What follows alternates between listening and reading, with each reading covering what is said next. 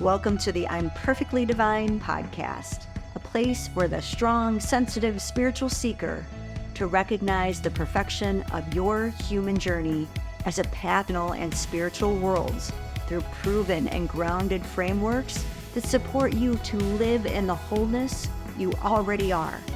For over the past 2 decades, I have supported people from all around the world, as well as Fortune 500 companies, to dissolve the divisions within them and live with greater empowerment and love. This podcast is an exploration of the paradoxes that befuddle us as we live our lives being both human and divine. Together, you and I, along with other experts, will navigate integrating psychology and spirituality, the divine feminine and the divine masculine, the darkness and the light, to create greater sacred union from within. I believe through your remembering that you are innately divine, that you will allow yourself to more openly shine. So let's get to it, because your unique light is needed more than ever.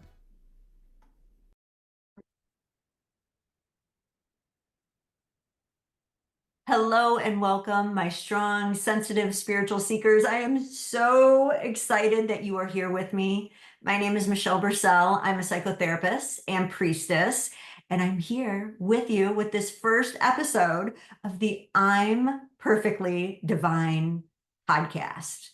Now, how about that name? I'm so excited about it because it came to me due to thinking about it in its original form, which is imperfectly divine, and my journey of constantly feeling that I'm not measuring up, I'm imperfect as a human, and really being on this journey to remembering I'm perfectly divine, and you are too. You are perfectly divine, exactly as you are. There is nothing to prove, nothing to work on. It's really just about remembering the love that you are. And when I think of remembering, it's like recollecting these aspects of ourselves that we've been taught to judge, that we've been taught are not enough, and really recognizing the love that is trying to be taught to these aspects of ourselves that we've rejected. And so you remembering your divinity is a powerful act of self-love and self-worth. And that's what I invite us to be going on this journey together with, because that being able to get here to this place of recognizing my divinity has really been a problem of years of trying to prove myself that I'm good enough as a human in all these ways, what I can achieve on the external to prove that I'm enough. And then doing the inner work, the psychology to recognize that's not making me happy. That's not making me feel good. But then finding myself doing the same damn thing when it came to my spirituality, trying to prove myself that I'm lovable enough to the divine, that I'm prayerful, that I'm devoted. And whether it's with my human self or with my spiritual self, it was an ego deception. It was all about proving in order to be enough to be love. And this journey is just knowing your wholeness as you are right now. And so this is what excites me, because I think so much of what we've been taught in our society is to try to work and prove that we're enough, that we're lovable. And so then people start to ask me, okay, Michelle, you've got to be off with this, because if we are perfectly divine, that means we don't have to do any work on ourselves. And so it's true. You do not have to do any work on yourself. And I've got air quotes going on. You don't have to do this work. You are still loved exactly as you are. You are equally as loved as anyone else. To me, it really just comes down to how much of that love that you are, that you want to be able to experience and know within you and within your life, because life can be a mirror of this love that is within you. And I want you to experience all the goodness of that. Life and your emotions is your humanity. It's our humanity, right? And it's always giving us the opportunity to experience and know the love and truth that you are. And so again, this is the beauty of our humanity, but we've been taught to judge our humanity. Even in spiritual circles and realms, we've been judging our humanity, and it's hurting us. So living into your humanity and loving yourself through your humanity is completely optional. It is not something you have to work on, have to do to prove. It's difficult to do, and it is extremely rewarding. And that's why I'm inviting you with me on this journey, because I'm still on it. It's not like I've achieved this always knowing that I'm perfectly divine. I forget. And it's all about how can we remember more quickly? How can we come back to our remembering the truth of who we are? And so if you are up for the challenge, your humanity will teach you everything you love and respect about the divine. Your human experience is going to teach you compassion, forgiveness, courage, love, strength. And as you recognize these attributes within you and you live them, you are a miracle as well. That love that's within you from bringing forward these attributes that are naturally a part of you and will have a ripple effect out into the world. There's no question.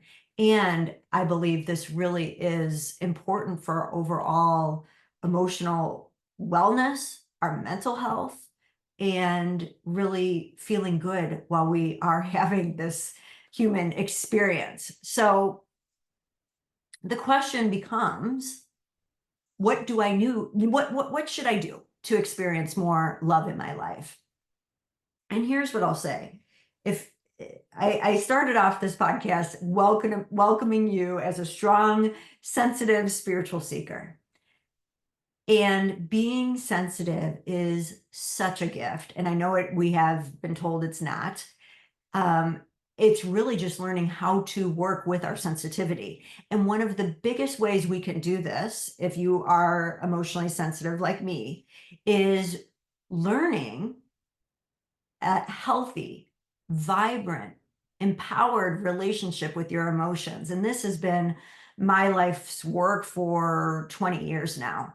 And it changed everything for me as a sensitive person, because in society, we're often fed that being sensitive and emotional is weak. Don't wear your heart on your sleeve. But what we have to understand is this sensitivity is what is making you so highly attuned to the divinity within you. And so when you're feeling off emotionally, it's guiding you to understand how you are out of alignment with your truth. And that's it. There's no judgment around it. There's no it's just truly just directions. Right? It's like we don't get mad at the GPS if it's telling us to turn right because we missed our turn. It's just like, it's understanding, oh, if we are going to this destination of love and we make a wrong turn, we want something telling us to come back to our truth. And that is what our emotions are there to support us to do, but we haven't been taught that. And I'm going to share more about how I came to really understand this deeply. But what I will liken this to is it reminds me of that earlier this year, I was traveling in Europe and I went to some more remote places where I did not speak their foreign language, a language that was foreign to me, and they did not speak my language, which was foreign to them, right? And so we were trying to figure things out. We're doing hand gestures, and I would use what little bits of their language that I knew, and they would use little bits of mine, and we would make do, and it was okay, right? But there's nothing like knowing one's native tongue. That is how we deeply gain understanding. And here we are walking around with these emotions, which science has shown we have, on average, this is on average, around 27 different emotional experiences every hour. Now, some of you sensitive people will be like, wait a minute, I have a lot more than that. And some of you who aren't as sensitive may say, I don't know if I have that many, but on average, it's 27 emotional reactions every hour. And so if we take that into every waking hour, that's 432 emotional reactions that we're having, whether you are consciously aware of them or not.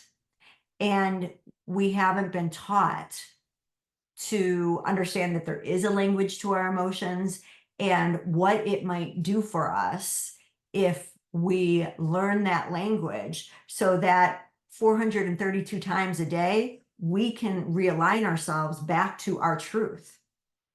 That's how profound this can be for us to really use the goddess, divinely given innate aspects of ourselves for our benefit, rather than turn away from them, rather than have these stories around them that have us push against ourselves and make us feel like we are rowing upstream our whole lives, because that's how it feels when we are working against ourselves.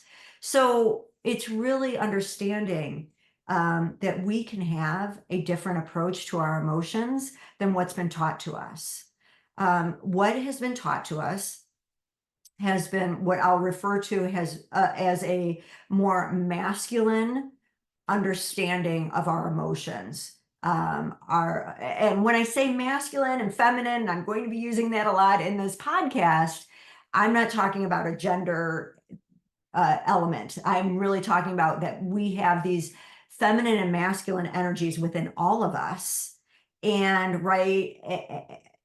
in our society, the masculine has been raised up as seen as superior, and doing so has diminished the feminine. And this has hurt all of us. So this is not about making the feminine superior to the masculine. We need both expressions healthy. So this is not in any way going to be about male bashing. We need the healthy masculine, we need the healthy feminine, but we have to recognize that in diminishing or powering over with a masculine lens, which says, hey, if I'm not in an emotional state that I like, let me try to exercise, move my body, move the emotion out of me to change my emotional state. Great. There's nothing wrong with that. It can help move the some of the emotion. I think that's so important, especially as spiritual people, that we remember our human body. I'm hugging my human body, remembering it, because we need our body as this tool of our expression of ourselves. However, if we solely rely on, I'm in an emotional state I don't like, I'm going to move my body or do something to move it out of me, because I have a judgment about that emotional state, we are missing the feminine insight and wisdom. And we need that feminine and insight and wisdom in order to emotionally process our feelings, because this is how we create embodiment from within. And so what I see is a lot of either or. We're either in the masculine trying to figure out our emotions and change our thoughts to try to change our feelings, or again, move our body to change our emotional states. And it's this power over energy rather than recognizing, would I be given these feelings and especially negative feelings for no reason? Is it just a part of our humanity that we're just supposed to suck up and deal with? No, that's insanity. It's insanity. And so what the feminine approach to learning the language of our feelings, and especially our negative feelings, because our negative feelings are the ones saying, oh, took a wrong turn here. Here's how you get back on track. And it's understanding that the language then is speaking to us by different emotional states. So there's a different way we can make an adjustment if we're angry versus if we're feeling anxious or sad or guilty. So each emotion has different meaning guiding us back to our truth. And it's working with what I call the both and. We need to unify what has been separated. And this is what I call the both and. So the both and is really our capacity to explore paradoxes and hold them both up as equally as important. And so with part of this both and, I'll be separating the feminine and masculine sometimes because we need to talk about the different aspects to them. But ultimately, we're separating them so that we can understand them individually, so that we can understand them better as a whole. And the whole idea here is that we're creating sacred union from within, because so much of ourselves and our world, it has these unnatural divisions. So we have the division between our feminine and masculine. We have the division between science and spirituality, but the feminine needs the healthy masculine, and otherwise the feminines won't be rooted into her humanity, and the masculine needs the feminine because we need the masculine sensitive to the emotional fluid elements that aren't just part of the material. And so there's this interweaving. It's the same with science and spirituality. Originally, psychology was a spiritual study. And so it was only when there's many elements to this as why they got separated. But one of the bigger ones was when we were really trying to make psychology more of a profession, and to make it a profession, it had to come from science. And it wanted to separate itself from spirituality unnaturally. And science without the spiritual aspect means we're not remembering who we truly are and why we are going about this journey to begin with. And you can see a lot of people are lost, they're struggling, and we need this spiritual component tied in. Now, spirituality also needs the science. Without the science and psychology element integrated with the spirituality, spiritual people have a hard time being human. And so I've seen this a lot in with the people that I've worked with in the spiritual realm. It's like when they're connected to their spiritual selves, they know how powerful they are and loving they are. And they come out of a meditation or prayer or whatever, and then they're back into human communication with other human beings, and it all goes sideways, right? So we need the psychology piece to help us understand ourselves and understand ourselves with another, which is a deepening of our understanding of ourselves, to really live the divine in our humanity. So it really is this both and I believe to understand the both and, to hold the paradoxes, and explore them. Sometimes it is this separation that we go into to tease apart understanding the psychology, tease apart understanding certain elements of spirituality. I think the biggest paradox that I'm inviting you to explore with me is knowing you are perfect currently as you are, which again means you don't have to do a thing to prove anything to anyone or to yourself, to the divine, anyone. And at the same time, if you're listening to the divinity within you, there's a calling, and it's calling you to shed that which no longer serves you. And hopefully that's why you're here, because there's a part of you that is ready to claim I'm perfectly divine. And so both are correct. You don't have to do a thing, and yet there's a calling within you to shed. So it's not an either or. Life is not either or. You are perfect as you are. And in that perfection, there's a desire to continue to expand the love that you are. That is natural. That is an innate part of our human experience. And it's so beautiful if we allow ourselves to feel into that process of getting to be human and all the complexities of life that are being taught to us so that we can know the complexity to our love. And it's just so beautiful and profound.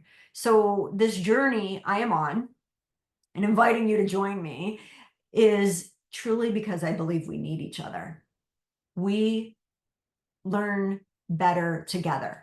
We learn about our divinity through one another, which is why I'm also going to be inviting other people on as guests so that we can take in together some of their insights that they bring from their passions in their life, from their expertise of what they've really been called to delve into in their life, to help us continue to expand our understanding of ourselves and these fine nuances that can really, if we tune into them, can be such a powerful insight into remembering more of our love.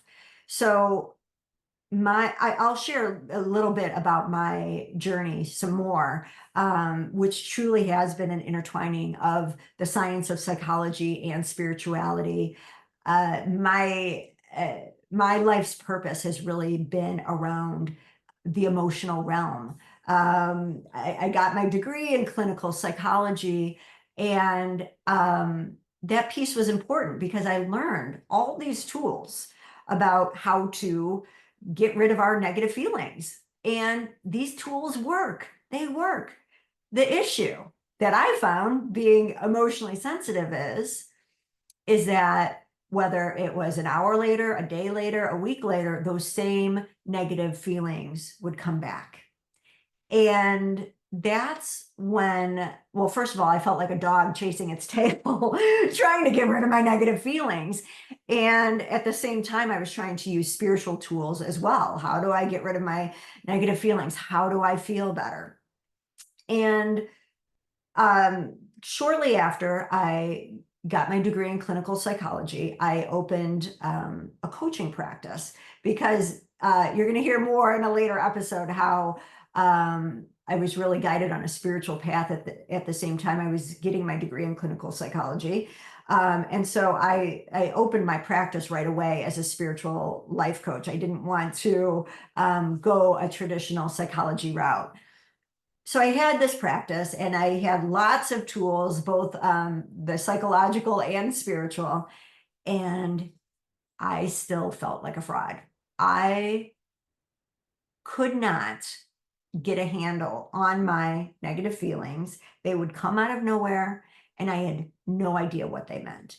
And at this point, I mean, I was still young, but I'm like, I studied all this psychology piece, the spiritual piece, like what am I missing? And I just said, you know what? I'm not doing this. I'm not going to help other people if I can't get an understanding of my own emotions. I don't understand why our negative feelings exist. and I'm done. And so I'm saying this to you calmly now, but let me tell you, at the time, this was like, I was on the floor bawling. The black tears of mascara were running down my face, snot running down my face. I was just besides myself because I devoted so much of my life to trying to understand and help with emotional wellness. And here I was still getting stuck in my negative feelings. And so I threw up this in my mind, this white flag. I was just like, I'm done. I don't know what you want to do with me in my life, but I'm not doing this. I'm not going to pretend I can help people when I don't understand this emotional piece. And this is when, so I went to bed. I was devastated and cried myself to sleep. And then I was awoken at 4:30 in the morning with this voice that told me to get up and go to my computer and write. Now, a couple problems with this. First of all, my twin boys at the time, they just turned 1. And a month ago, I just got them sleeping through the night. So for 11 months, I was working on less than 4 hours of sleep. And all I wanted to do was freaking sleep. And here I get this voice now waking me up at 4:30 a.m. telling me to go to my computer and write. And I'm like, hell to the no, I am not doing this. And of course, this voice, and let me be clear, this voice is not like this angelic voice telling me, go to your computer and write. It's that voice that says, hey, did you lock your door? Or, hey, you forgot to call your friend that you said you were going to call her. That voice that just reminds us. But this voice would not let up. And so finally I said, fine, I'll get up and go to my computer and write. And I had no idea what the heck I was even supposed to write. So there I go. And I think I literally wrote like, now what? And out flowed some ideas. And I'm like, okay, whatever. And then what happened was every morning for 9 months straight, I was awoken by that same voice at exactly 4:30 a.m., no alarm clock. I would get up, I would go to my computer and write for an hour and a half. And about 5 months in is when I started realizing like what I am receiving, these downloads. And it was all about our emotions and understanding our emotions differently. That this is an approach about learning to receive our negative feelings from a place of empowerment and love. And I didn't recognize it at first. And I thought, honestly, it was kind of BS because it sounded a little like flower, like, oh, this is rainbow and butterflies and flowers, like, until I applied it to myself. So one morning, I woke up and I was anxious, and there was no reason for me to be anxious. I didn't have any anxious thoughts running in my mind. I just felt this kind of anxiety. And lo and behold, the download that day was teaching me about anxiety and how anxiety is here to bring us peace, inner peace.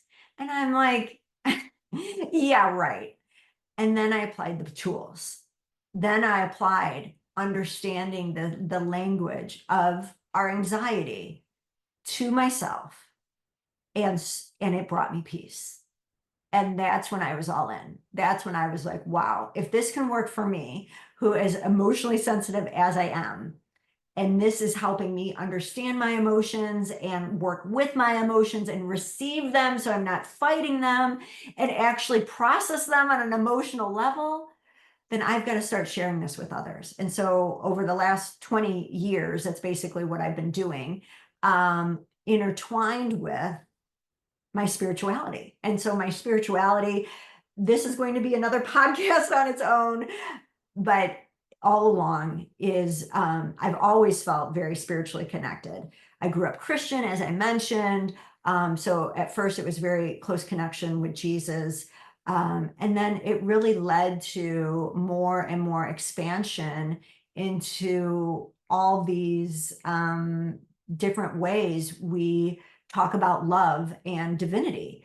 Because and I think one of the pieces that really opened me up to looking at the divine beyond Christianity was really some of the Christian teachings did not settle well, especially like everyone else who's not Christian is has it wrong and something's bad is going to happen to them because of that. Like I'm like, there's just too many other loving people and if God is really, or goddess or the divine is love, I don't see the divine working that way.